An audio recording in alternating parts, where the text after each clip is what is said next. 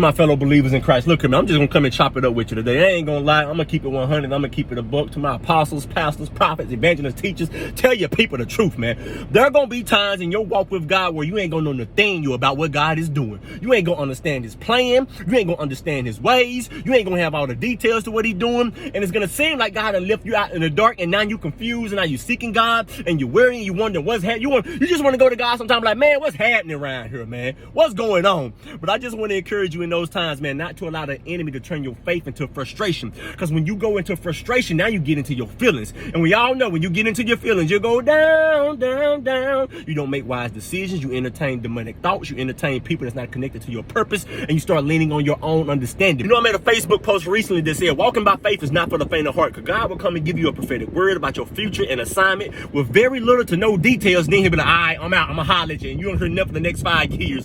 In those times, I want you to trust God and be obedient to the very last thing he told you to do. So in those moments, in those times where you may seem like you may not know what God is doing, I just want you to know, according to Deuteronomy 31:6, I believe God says, I will never leave you or forsake you.